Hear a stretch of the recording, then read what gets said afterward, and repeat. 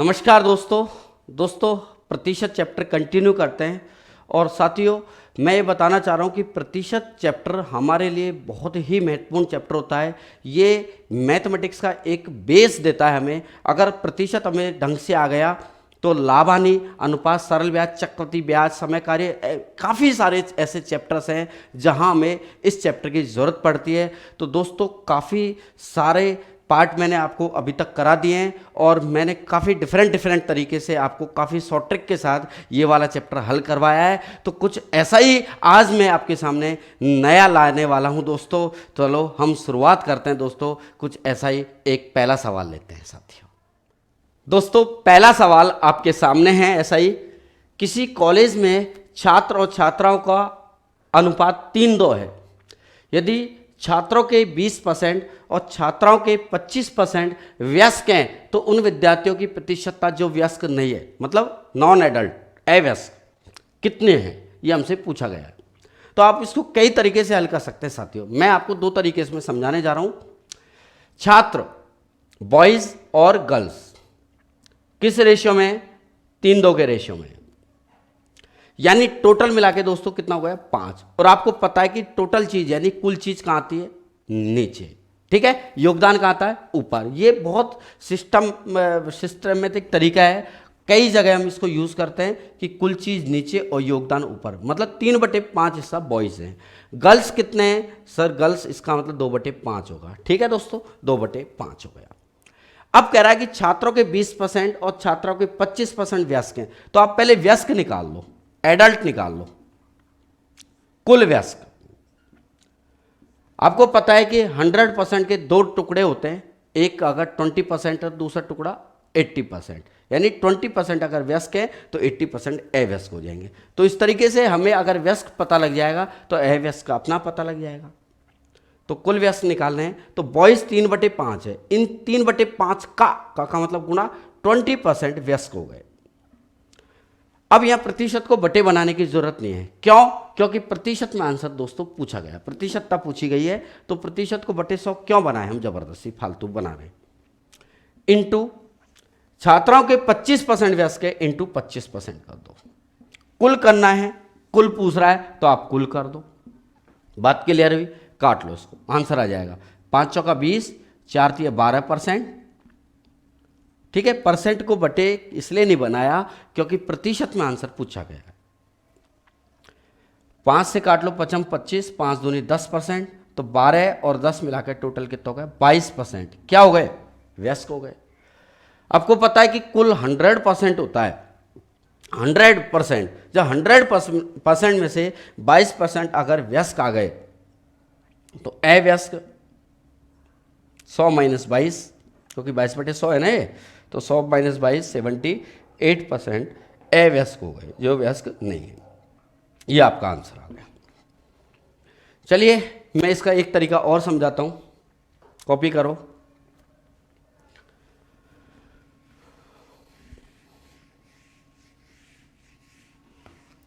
Pause करके लिख लिया करो फटाफट, टाइम वेस्ट होता ही नहीं है,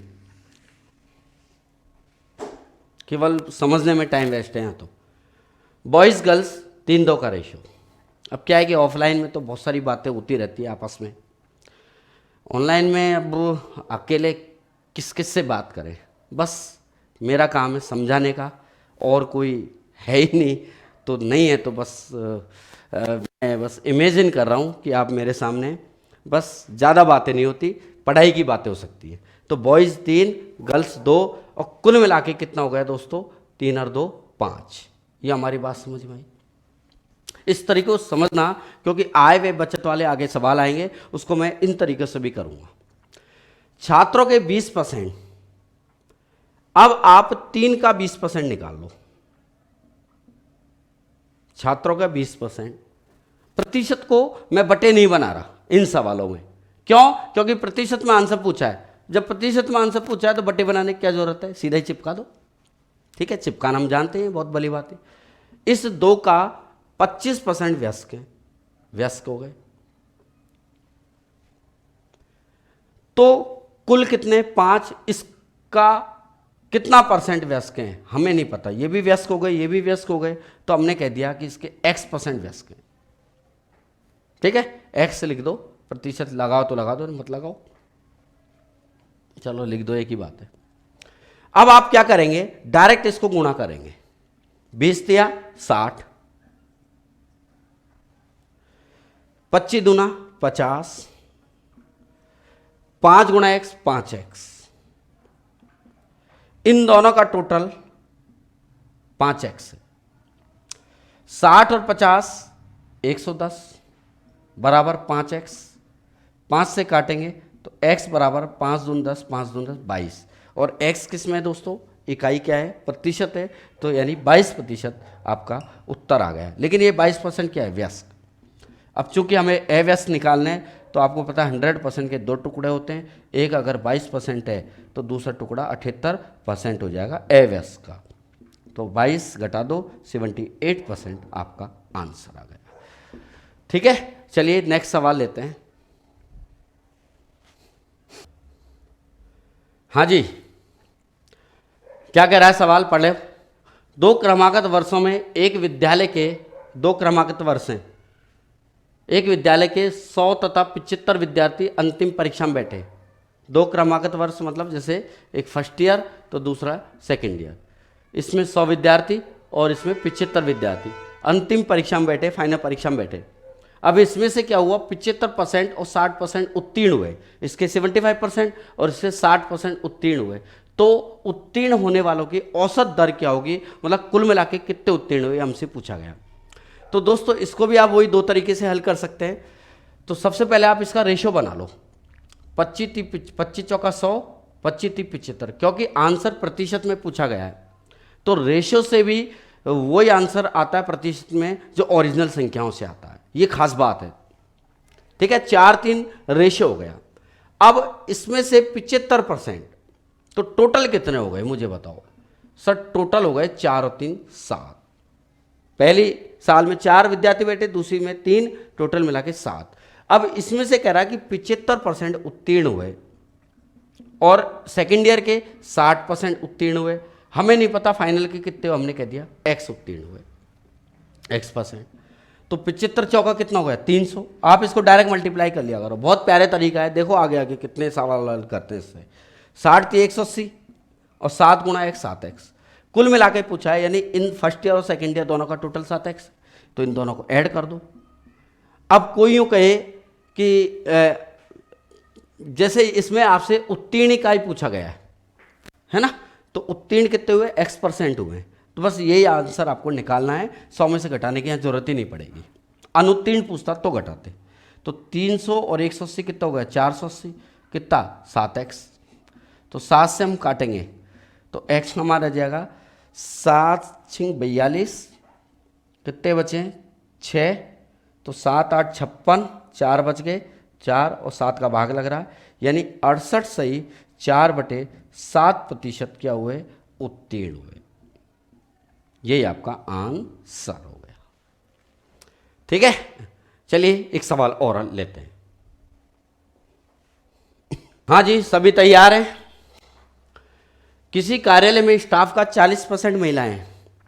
कोई कार्यालय है, उसमें जो भी स्टाफ है उसमें से 40% फीमेल हैं, महिलाएं हैं।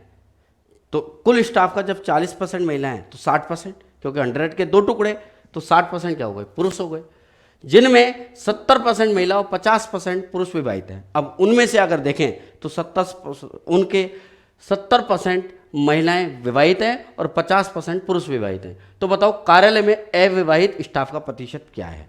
तो समझते हैं साथियों, पहले रेशो देखते हैं, कितने इसमें महिलाएं हैं, कितने पुरुष हैं, यानी मेल और फीमेल, महिलाएं फीमेल, पुरुष मेल।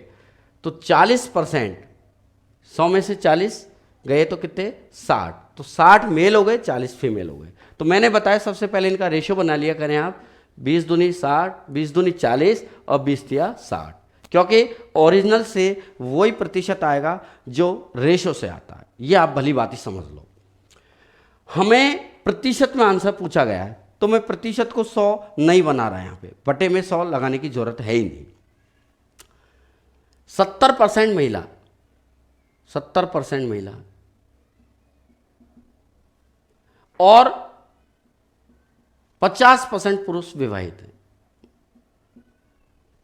ठीक है, तो आप इसको यूं भी कर सकते हो 2/5 इंटू 70, और क्योंकि कुल चीज नीचे 3 और 2 5 हो गया, तो 3 और 2 5 और 3 ये, तो 3/5 ही हो जाएगा। तो 3/5 का 50% यहाँ निकाल लो, 2/5 का 70% यहाँ निकाल लो, वो आ जाएंगे आपके क्या, विवाहित, और 100 में से घटा दो अविवाहित आ जाएंगे। ठीक है, वो तरीका आप प्रैक्टिस करना, मैं ये तरीका बताता हूँ। तो कुल हो गए 5 हमसे पूछा गया ये कितने हैं, एक्स कर दिया, तो 70 दूना 140 ही हो गए। ठीक है, अब प्रतिशत क्या है, सब जगह है, तो यूँ मानो कि एक तरीके से कट गया वो, तो सभी जगह इधर भी है इधर भी है और बराबर में कुल है, तो वो एक तरीके से कट गया है ना, इसलिए मैं नहीं लिख रहा। 50 से 150 आ गया, और 5 गुना x 5x हो गया, बराबर बीच में लगाई दो। 140 और 150 कितना है, 290 हो गया, बराबर 5x, 5 से काट लो, कितने बार कटेगा, 5 25, 4 बचे, 5 8 40, 58% क्या हो गए, विवाहित हो गए।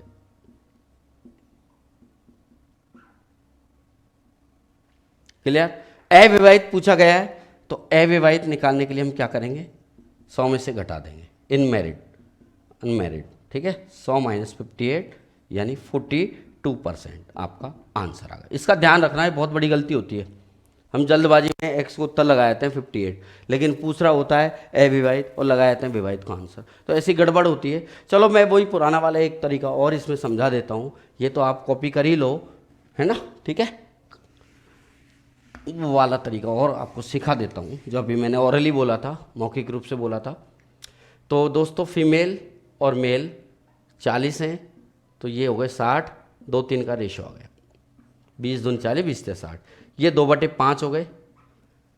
70% महिला हैं, तो आप ये भी लिख सकते हो डायरेक्ट दोस्तों, जब 70% महिला विवाहित है तो इसका मतलब 100 में से 70 गए तो 30% बची ना, तो 30% महिला अविवाहित है, तो इसका 30% डायरेक्ट भी निकाल सकते हो, उत्तर वही आएगा। और 50% पुरुष विवाहित हैं, तो इसका मतलब 50% यानी 100 में से 50 विवाहित हैं, तो 100 में से 50 अविवाहित हैं, वो करके भी आप डायरेक्ट निकाल सकते हो। ठीक है, या आप पहले विवाहित निकाल लो। 2/5 का 70% महिला हो गई, है ना, महिला हैं, ये ध्यान से आंकड़े लिखना, कहीं आप पुरुषों में महिलाओं को लिख दो, और ये हो गए 3/5 इंटू 50%, कुल पूछ रहा है, कुल कर दो, टोटल मैरिड। प्रतिशत को बटे 100 इसलिए नहीं बनाया क्योंकि प्रतिशत मान सा पूछा है, 5 एकम 5, 14 बार कट गया, 14 दूना 28% प्लस 10 या 30%, यानी देखो 58% आ गया। ठीक है, तो अविवाहित कितने हो जाएंगे दोस्तों, 100 में से 58 को निकालेंगे तो क्या आ जाएगा, 42% आपका उत्तर आ गया। आप इन दोनों तरीकों को प्रैक्टिस करो, ये बहुत ही महत्वपूर्ण सवाल है, आपकी एग्जाम में ज़रूर दिखाई देंगे, ये मैं कंफर्म कह सकता हूँ, क्योंकि बहुत सारे ऐसे सवाल आते रहे। चलो लिखो, मैं एक सवाल और लेता हूँ। हाँ जी, बहुत ही महत्वपूर्ण सवाल है, वेरी इंपॉर्टेंट, डाल लो इस पे आप। एक व्यक्ति अपनी आय का 75% खर्च करता है, ये है आय व्यय और बचत वाले सवाल। तो आय का 75% खर्च करता है, जब उसकी आय में 20% की वृद्धि होती है, मतलब उसकी इनकम बढ़ जाती है, तो वह अपने खर्च में भी 10% की वृद्धि करता है।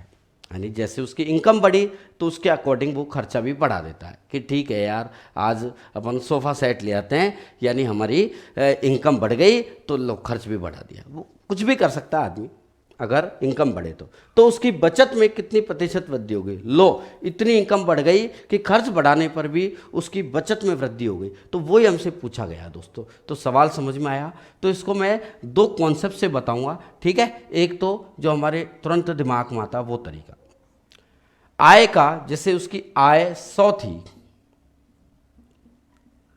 खर्च किया उसने 75%, ध्यान से समझना, 100 का 75%, 100 का 75% 75 होता है। ठीक है, तो बचत कितनी हुई, हमें पता है आय में से यदि खर्च घटाते हैं तो बचत आती है। जितनी भी इनकम हुई उस इनकम में से आप अपना खर्च निकाल दो। खर्च निकालने के बाद जो बचे वो क्या है, अपनी बचत है, सेविंग है। क्लियर? तो कितनी आई? 25। अब हो क्या रहा है, ये तो पहले वाली कंडीशन है। अब कह रहा है कि उसकी आय में 20% की वृद्धि होती है, यानी ये 20% बढ़ा दिया। मेरी बात समझना, ये 20% बढ़ा दिया और ये कितना बढ़ा दिया? 10%। 10% बढ़ा दिया। क्लियर? तो बताओ बचत कितनी बढ़ी? तो ये तो पहले वाला हिसाब है। अब कितना हो गया, वर्तमान में कितना हो गया?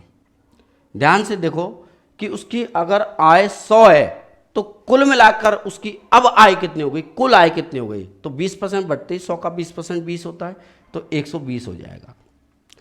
अब यहां पे कितना होगा दोस्तों? कई लोग सोच रहे हैं 85 होगा।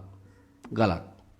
मुझे पता है आप लोग 85 सोच रहे हो, क्योंकि आदत है कि यार 100 और 20 120 हो गया तो 75 और 10 85 कर देते हैं। नहीं दोस्तों, यहाँ 100 का 20% 20 है, इसलिए 100 और 20 120 हो गई।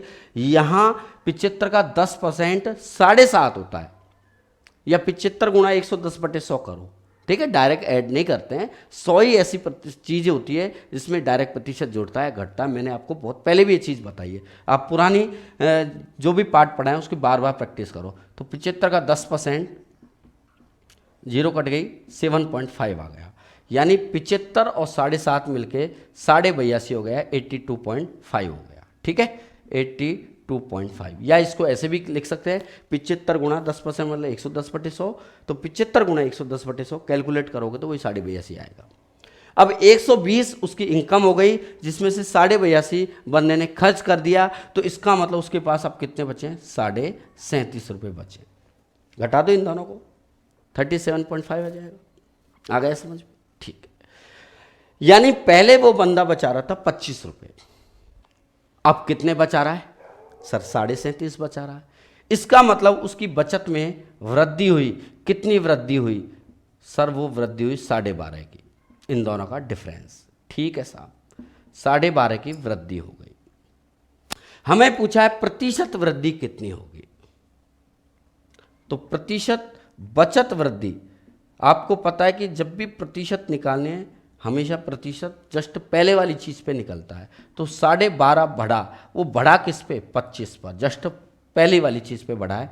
परसेंट बनाने के लिए आप 100% चिपकाते हैं, तो आपको पता है 12.5 दूना 25 और 2 से काटेंगे 100 को, तो कितना आएगा? 50% उसकी बचत में वृद्धि हो गई। ये आपका आंसर। दोस्तों अब मैं आपको एक बहुत ही शानदार तरीका बताता हूं, इसमें आप पहले इसकी कॉपी कीजिए, फिर मैं एक तरीका और समझाता हूं।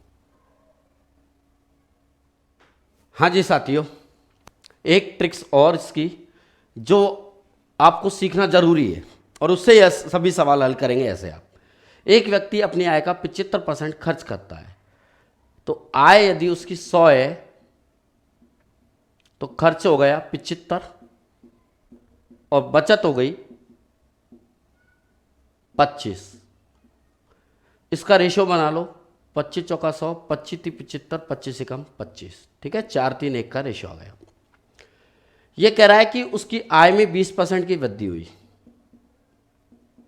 और खर्च में 10% की वृद्धि हुई, तो बचत में हमसे पूछा गया है। दोस्तों मैं एक चीज आपको बताता हूं, अगर कोई बंदा हमसे यूं कहे, कोई व्यक्ति मेरे से या आपसे यूं कहे कि यार मेरी इनकम 10,000 रुपये बढ़ गई, उसने पूरी इनकम नहीं बताई, हो सके वो 5 लाख रुपए महीने कमाता हो, 2 लाख रुपए महीने कमाता हो, हमें नहीं पता। हमें केवल ये बताया उसने कि मैं 10,000 रुपये मेरी इनकम बढ़ गई। उसने ये बताया 10,000 रुपये इनकम बढ़ गई, और साथ में उसने ये भी बताया कि खर्चा भी यार मेरा 2,000 रुपये बढ़ गया, या कह दिया 6,000 रुपये खर्चा बढ़ गया। तो यूं बता, उसकी कुल इनकम जाने बिना या कुल खर्च जाने बिना हम बता सकते हैं क्या उसकी बचत कितनी बढ़ी? जी हाँ दोस्तों, डायरेक्ट पता लग सकता है। उसकी बचत सीधी सीधी बढ़ गई कितनी? 4,000। 10,000 रुपये बढ़ी, 6,000 रुपये बढ़ा तो 4,000, क्योंकि पुराना वाला जो बचत है वो तो एज इट इज रहेगी। बढ़ा कितना? 4,000। तो यानी हमें ना तो कुल आय निकालने की जरूरत है, अब और ना अब कुल खर्च निकालने की ज़रूरत है। तो दोस्तों जब इन चीज़ों की ज़रूरत नहीं है तो हमें केवल क्या ज़रूरत है कि उसकी इनकम कितनी बढ़ी, उसका खर्च कितना बढ़ा, कितनी वृद्धि हुई, बस उसी को ही कैलकुलेट करके हमें आंसर निकालना है। तो दोस्तों ध्यान देंगे आप, ये आपको मैंने समझा दिया, बस जितनी वृद्धि कमी है ना बस उसी को एडजस्ट करके आप आंसर बहुत आराम से निकाल सकते हो। तो आय, खर्च और बचत का रेशियो ये आ गया, जिसमें से 20% बढ़ी, तो आप 120/100 मत करो, बस कितना बढ़ा कितना घटा ये आप कैलकुलेट करेंगे। तो 20 को डायरेक्ट गुणा करा दो, जैसे हमने पिछले सवालों में समझा, 20 चौका 80 हो गई उसकी इनकम। ठीक है, ऐसे ही 10 दिया 30 हो गया, ये प्लस हो तो प्लस कर दो, माइनस हो तो माइनस कर दो। और बचत हमें नहीं पता, हमने कह दिया x, तो x गुणा 1 क्या हो जाएगा, x हो जाएगा। इन दोनों को मल्टीप्लाई कराओ, इसको कराओ और इन दोनों को कराओ, ध्यान से करा दिया। अब आपको पता है कि आय में से जब खर्चा घटाते हैं तो हमारी बचत आ जाती है, तो आय माइनस खर्च बराबर क्या हो गई, बचत। और आपके सामने आंसर डायरेक्ट x बराबर 80 में से 30 गया तो बोलो 50%। और अगर प्लस में आए साथियों तो वो वृद्धि को डिनोट करेगा, और कमी आए माइनस आए तो कमी को। ठीक है, तो 50% उसकी बचत में वृद्धि हो जाएगी, ये आपका आंसर आया समझ में। चलिए एक और ऐसा ही सवाल लेते हैं, एक क्या कई सारे लेते हैं, चलो लिखो इसको आप। आइए दोस्तों समझते हैं सवाल को, बहुत आनंद आएगा इसमें भी। राम का व्यय और बचत 3:2 के रेशियो में है। यदि उसकी आय में 10% की वृद्धि होती है, ठीक है, इनकम बढ़ गई उसकी, और खर्च भी 12% बढ़ गया, तो बचत में कितनी वृद्धि होती है। तो यहाँ भी ऐसे ही करेंगे हम, केवल ऐसे प्रश्नों में केवल वृद्धि और कमी को ही एडजस्ट करके आंसर निकालेंगे। कुल आय क्या है, कुल खर्च क्या है, कुल बचत क्या है, उसको निकालने की कतई जरूरत नहीं है। बस कितना बढ़ा उससे मतलब है, या कितना घटा उससे मतलब है। ठीक है, चलिए व्यय बचत इन दोनों का टोटल होता है, हम जानते हैं क्या, इनकम, आय।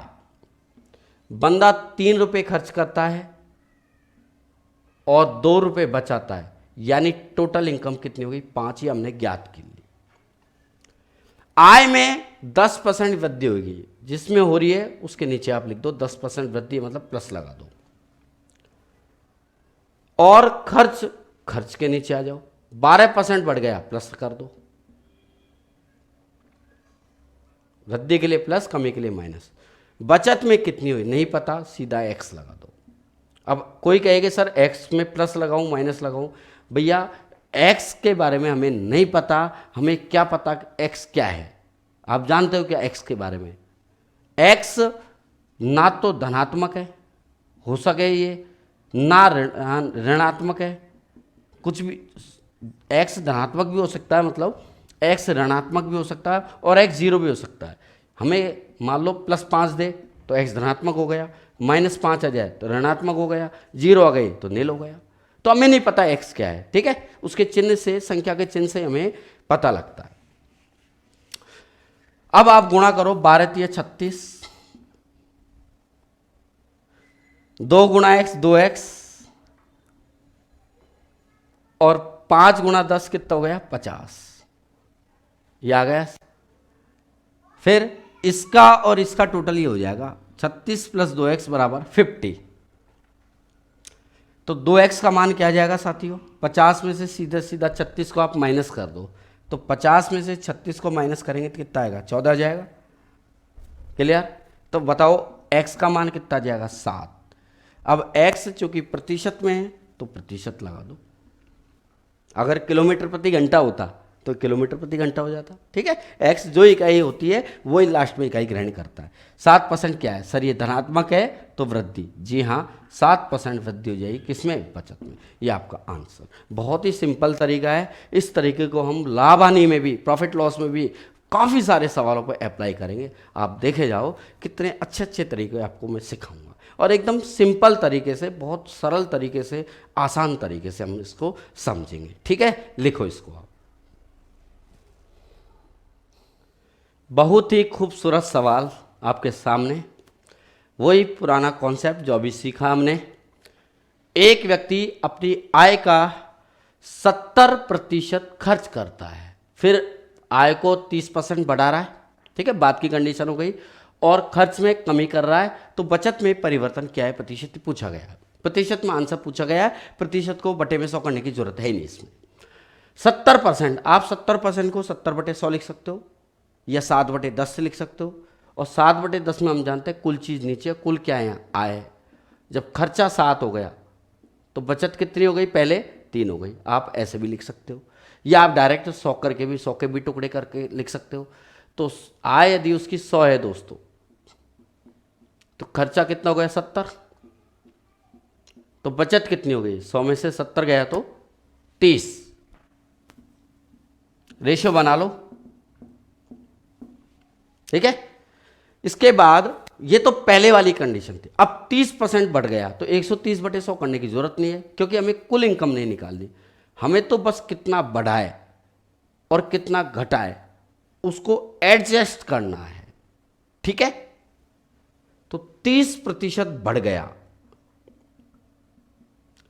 खर्चा 10% कम हो गया साथियों, बचत में परिवर्तन नहीं पता, उसको कह दो आप एक्स परिवर्तन हुआ। आप इसको इन दोनों को मल्टीप्लाई करो तो 30 × 10 कितना हो जाएगा, 300, प्लस का 300 आ जाएगा। 7 × 10 70, लेकिन 70 किसका दोस्तों, माइनस का,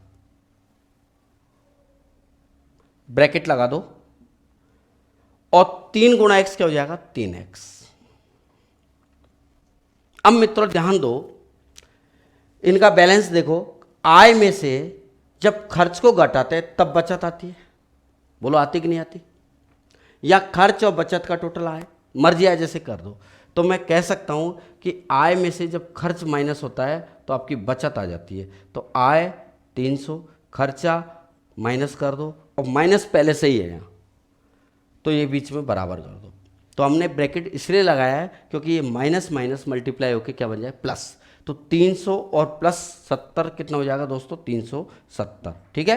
370 क्या हो गया, फिर से समझाता हूँ, माइनस माइनस क्या हो गया, प्लस, प्लस का 70, 300 में ऐड करोगे 370 बराबर 3x, यानी x का मान निकालोगे तो 370 में किसका भाग दे दोगे, 3 का। इसको मिश्रित भिन्न में निकाल लो, 3 एकम 3, 3 दूनी 6, और 1 3 3 9, कितना बचा, 123, सही, 1/3% बचत में परिवर्तन हो जाएगा, ठीक है। परिवर्तन मतलब वृद्धि या कमी, सर प्लस निशान है, कोई निशान नहीं तो प्लस का ही होता है, तो वृद्धि होती है। जी हाँ दोस्तों, बिल्कुल ठीक समझ रहे हो आप, 123 से 1/3% इसका आंसर आ जाएगा, ठीक है। चलो लिखो आप इसको, मैं अगला सवाल आपको समझाता हूँ। तो दोस्तों सेम सवाल है, आय 60% खर्च करता है आय का, यानी इनकम अगर 100 है तो खर्चा उसका 60 हो जाएगा, और बचत हो जाएगी 40। ये उसकी पहली वाली कंडीशन है, काट लो, 20 पंजे 100, 20 या 60, 20 दूनी 40। आप प्रतिशत पहले भी बना सकते हो, ये आपको आता है, चाहे पहले बनाओ बाद में बताओ, एक ही बात है। आय 20% बढ़ती है, +20 कर दो, खर्चा 10% बढ़ा रहा है, +10 कर दो, बचत कितनी है उसको x लगा दो। x धनात्मक ऋणात्मक दोनों घुसे हुए हैं इसमें, ठीक है। प्लस में आए आंसर तो वृद्धि, माइनस में आए तो कमी। डायरेक्ट गुणा कर दो, 20 पंजे 100, 10 तिया 30, 2 × x 2x। पिछले सवाल में माइनस आया था इसलिए मैंने ब्रैकेट लगाया था, है ना। चलो यहाँ तो प्लस का ही आएगा। अब आपको देखना है कि ये आय है और एक खर्च है और ये बचत है। तो आय में से जब खर्चा घटाते हो तो क्या आती है, बचत। तो आय माइनस खर्च बराबर बचत, इसको आपको ध्यान रखना है। तो 100 में से 30 गए तो 70 बराबर 2x, तो 2 से काटोगे तो x का मान आ जाएगा 35, और 35% x प्रतिशत में आंसर आ गया। अब चूंकि ये कोई निशान नहीं होता, वहाँ प्लस का निशान होता है, तो 35% प्लस का मतलब वृद्धि, ये इसका उत्तर आ गया, ठीक है, 35%। तो दोस्तों आय व्यय बचत वाले सवाल हम इस बेहतरीन तरीके से कर सकते हैं। चलिए कुछ और सवाल हम लेते हैं। मित्रों इस सवाल को समझते हैं हम। ये भी महत्वपूर्ण सवाल है, बहुत सिंपल है, लेकिन एक विद्यार्थी को किसी परीक्षा में पास होने के लिए कम से कम 35% अंक प्राप्त करने हैं। यानी 35% जैसे लाता है वो पास हो जाता है। ठीक है, मिनिमम 35% मार्क्स हो गए। यदि उस विद्यार्थी को 200 अंक प्राप्त हुए हैं, 200 नंबर मिले, और वह 10 अंकों से फेल हो गया, 10 अंकों से लुढ़क गया, तो परीक्षा के अधिकतम अंक क्या होंगे, हमसे पूछा गया। दोस्तों, मैं इसमें एक चीज बताना चाह रहा हूं कि 10 अंकों से फेल हो गया, तो आप ऐसे प्रश्नों में क्या करो, जितने अंकों से फेल हो जाता है ना, उनको आप प्राप्त अंकों में जोड़ दिया करो, तो बंदा क्या हो जाएगा, पास हो जाएगा। जैसे आप 10 अंक से फेल हो गए, तो दूसरे से यही तो कहोगे, यार काश मेरे 10 नंबर और आ जाते तो मेरी नौकरी लग जाती या मैं पास हो जाता। वैसे ज़्यादातर लोग 1 नंबर से ही रहते हैं, वो बात अलग है, जो भी कहोगे 1 नंबर से फेल हो गया, लेकिन इस क्वेश्चन में 10 अंकों से फेल हुआ है ना। वो तो कहानी है हर बंदे की, 1 नंबर से रह गया मैं। अब रहा चाहे 1 ही नंबर आए उसके, लेकिन रहता 1 नंबर से है, वो आप सब जानते हो। चलिए हम करते हैं, ये पास होता है 35% पर, प्रतिशत में 35 है, और अंकों में कितना पर पास होते हैं, तो 200 अंक तो वो लाया है, लेकिन चूंकि 10 अंकों से फेल हो गया, अगर मैं 10 अंक जो फेल आए हैं उसको ऐड कर दूं तो बंदा पास होगा कि नहीं होगा, हो जाएगा। तो आप एक धारणा बना लो, क्या, जितने से फेल होता है ना, आप उनको ऐड कर दिया करो, बंदा पास हो जाएगा। और कई प्रश्नों में क्या होता है कि पास होने से 10 नंबर ज़्यादा लाया है, तो अगर 10 नंबर ज़्यादा लाया है उनको आप माइनस कर भी दोगे तो भी बंदा पास होगा कि नहीं होगा। तो जितने ज़्यादा लाता है उनको तो आप घटाया करो, और जितने से फेल होता है उनको आप जोड़ा करो, ताकि वो बंदा सही सलामत पास हो जाए। ठीक है, एकदम बॉर्डर पे आ जाए। तो 35% 210 हो जाएगा साथियों। काट लो, 7 से या 35 से ही काट लो, 35 दूना 70, 35 छिकी 210 हो जाएगा। 1% 6 नंबर, तो अधिकतम अंक पूछें तो अधिकतम तो 100% ही होता है, तो कितना आ जाएगा, 600। तो 600 अंक उस एग्जाम के अधिकतम अंक हैं। क्लियर? चलो एक सवाल और समझते हैं। दोस्तों, मैंने अभी आपको समझाया कि कोई बंदा जितने अंकों से फेल होता है, यदि हम उनको जोड़ दें तो पास हो जाता है वो, यानी एकदम न्यूनतम उत्तीर्णांक अंक आ जाते हैं। और जो बंदा न्यूनतम उत्तीर्णांक से जितने अंक ज़्यादा लाता है, ठीक है, पास होने से जितने अंक ज़्यादा लाता है, अगर उन अंकों को हम घटा दें तो भी बंदा पास होगा कि नहीं होगा। तो हम फेल वालों को तो जोड़ देते हैं, और जितने ज़्यादा लाता है उनको हम घटा देते हैं। ठीक है, वो आ जाता है न्यूनतम उत्तीर्णांक। न्यूनतम उत्तीर्णांक, मिनिमम पासिंग मार्क्स, न्यूनतम उत्तीर्णांक हमें निकालना होता है ऐसे प्रश्नों में। चलिए आओ दोस्तों, यानी पास होने के लिए न्यूनतम अंक है। एक प्रत्याशी किसी परीक्षा में 20%, अब प्रतिशत को मैं बटे में नहीं बना रहा क्योंकि प्रतिशत में आंसर पूछा है कई बार, और जरूरत भी नहीं पड़ती है इस प्रश्नों में। देखो इसमें कैसे हल करते हैं इसको। 20% अंक प्राप्त करके 30 अंकों से फेल हो गया, तो मैंने अभी बताया जितने से फेल होता है उनको आप क्या कर देंगे, सर जोड़ देंगे 30 अंक। चूंकि ये प्रतिशत है और ये अंक है, तो आपस में नहीं जुड़ेंगे, 20 और 30 50 कर दो। ठीक है, ऐसे नहीं होगा, क्योंकि मुझे नहीं पता कि 20% कितना है। ये 200 भी हो सकता है, 500 भी हो सकता है ना। 30 अंक अलग है। अब क्या कह रहा है, परंतु अन्य दूसरा प्रत्याशी 32% अंक प्राप्त करता है और पास होने से 42 अंक अधिक प्राप्त करता है। तो मैंने अभी कहानी बताई थी, जितने अधिक प्राप्त करता है उनको हम घटा देते हैं, तो माइनस का 42 कर दो आप अंक। ये भी न्यूनतम उत्तीर्णांक, ये भी न्यूनतम उत्तीर्णांक, दोनों एक ही चीज है, इसलिए इक्वल कर दो। अब प्रतिशत अलग सॉल्व होती है और संख्या अलग सॉल्व होती है, अंक अलग सॉल्व होते हैं, ठीक है।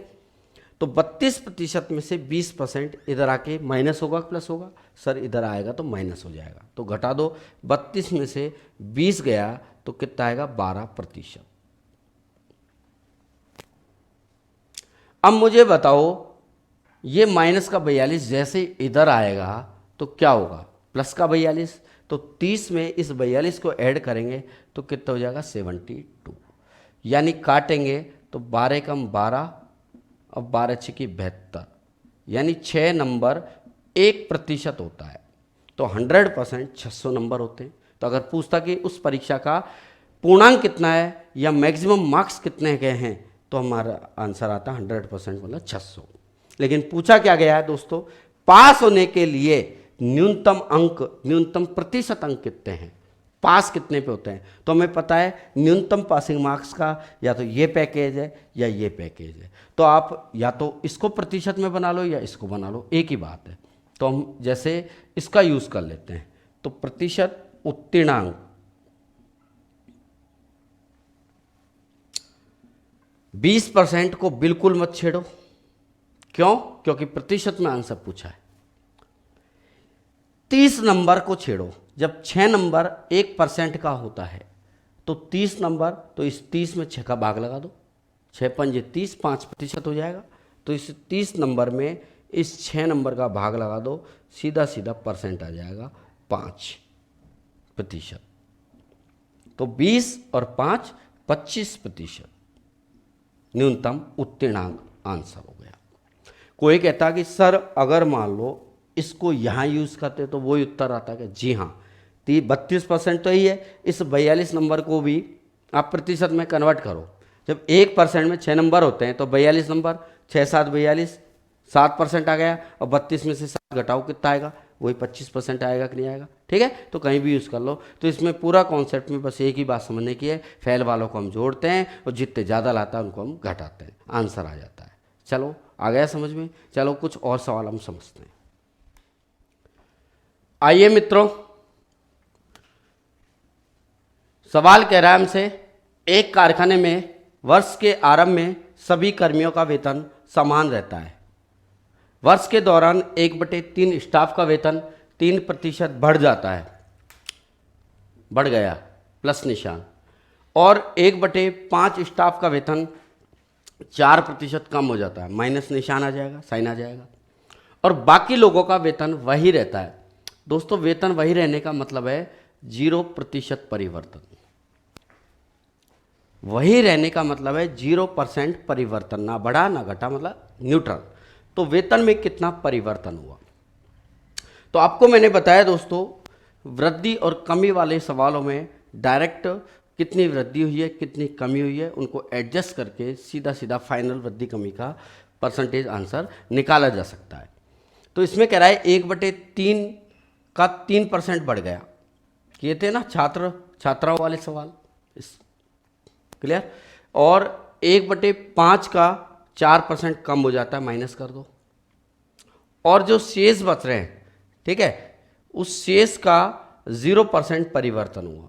आप चाहो तो शेष निकाल सकते हो एक में से 1/3 और 1/5 को घटाकर, लेकिन जो भी आएगा वो यहाँ लिखेंगे और 0 से गुणा होकर दोस्तों 0 ही होना है। इसलिए यहाँ एक में से इसको और इसको घटाने की जरूरत है भी नहीं, ठीक है। आप चाहो तो निकाल सकते हो। तो 1/3 का 3% बढ़ा, 1/5 का 4% घटा, और बाकी जो बचा शेष उसका 0% परिवर्तन हुआ। कुल कितना हुआ, तो कुल आप बीच में प्लस कर दो, ये आ जाएगा कुल परिवर्तन। देखो कितना आया, 3 से काटा तो 1%। प्रतिशत में आंसर है तो प्रतिशत को भी बटे 100 बनाने की जरूरत नहीं है, सीखा है हमने। प्लस माइनस माइनस, 4 एकम 4 में 5 का भाग दोगे तो 2 4 में 5 का भाग, 5 8 40, ठीक है, 0.8%। क्योंकि 4 में 5 का भाग नहीं जा रहा ना, शुरू में भाग नहीं जाए तो पॉइंट लगाते हैं ना, और जैसे ही पॉइंट लगाते हैं 0 लग जाती है, 5 8 40 हो जाता है।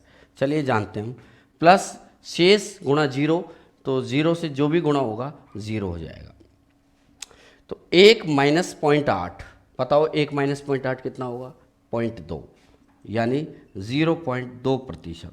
अब चूंकि ये प्लस में आया है तो ये किसको डिनोट करेगा? वृद्धि को, यानी 0.2% वृद्धि इस सवाल का आंसर हो गया। तो दोस्तों ऐसे हम काफ़ी सारे सवाल हल कर सकते हैं, ठीक है। तो मैं ये समझता हूँ कि आज मैंने जितना भी आपको समझाया काफ़ी बेहतरीन तरीके से आपके समझ में आया है। चलिए दोस्तों हम कुछ और सवाल। हाँ जी दोस्तों प्रतिशत में अब तक हम बहुत कुछ सीख चुके हैं। अगर आप बार बार रिवाइज करोगे तो प्रतिशत के कोई सा भी सवाल ऐसा नहीं बचेगा कि आप नहीं कर पाओगे। अगर प्रतिशत ढंग से हो गया तो यकीन मानो मेरा, लाभ आनी 100% आपके ज़बरदस्त वाली समझ में आने वाली है। उसके बाद अनुपात, मिश्रण, साझा, बहुत सारे ऐसे चैप्टर्स हैं इसमें इस चैप्टर का यूज़ करेंगे। चलिए पढ़ते हैं इस सवाल को। एक प्रकार के द्रव में 20% जल है, दूसरे प्रकार के द्रव में, यानी दो प्रकार के लिक्विड है, दो प्रकार के लिक्विड है, उसमें 20% जल है और दूसरे वाले में 30% जल है। क्लियर? फिर कह रहा है कि पहले द्रव के 10 अंश, यानी इसमें से 10 अंश, 10 पार्ट, और दूसरे द्रव के 4 अंश मिलाकर इसमें से 10 अंश निकालिए। 10 अंश का मतलब जैसे 10 कटोरी, 10 कटोरी निकाल ली, इसमें से 4 कटोरी पानी अलग लिक्विड निकाल लिया और उनको निकालकर एक अलग से खाली गिलास में उंडेल दिया। तो बताओ उसमें नए मिश्रण में, जो भी नया मिश्रण बना उसमें कितना % जल है, ये हमसे पूछा है। अब मुझे एक बात बताओ, इसमें से 10 अंश निकाला, इसमें से 4 अंश निकाला, 5-2 का रेशो में निकाल दिया। अब इसमें ये थोड़ी है कि समान मात्रा में जल है, नहीं दोस्तों, इसमें तो है 20% जल और इसमें है 30% जल। आपके समझ में आ रहा होगा, इस सवाल अब किए हैं अभी अपन ने, और कुल मिलाकर कितना हो गया? 5 और 2 7 भाग। और इसी में ही पूछा है ये जो मिश्रण, कुल का मतलब ये मिश्रण हो गया, एक तरीके से मिश्रण लिख सकते हो आप, मिक्स वाला पार्ट, टोटल 7 हो गया। अब इसमें कितना जल है हमसे पूछा गया, हमने कह दिया x है। तो 20 पंजे 100 आप कर लो, इन दोनों को गुणा कर लो, इसको और इसको गुणा कर लो, 30 दूनी 60, और इसको गुणा कर लो 7x, यानी इन दोनों का टोटल किसके बराबर हो जाएगा? 7x के बराबर। तो 7x कितना आ गया दोस्तों? 160 आ गया। 160 उधर लिख दिया, 7x इधर लिख दिया, एक ही बात है। 7 से हमने काटा तो क्या आएगा? इधर लिख देता हूँ, 7 दूनी 14, 2 बचे, फिर 7 दूनी 14, कितने बचे? 6 ऊपर लिख दो, बटे में क्या? 7, तो 22 सही 6/7 नए मिश्रण में क्या हो जाएगा? जल हो जाएगा। यही आपका आंसर। ठीक है साथियों, तो आपके बहुत अच्छा अभी तक समझ में आया होगा दोस्तों, इसको कॉपी करो, ठीक है।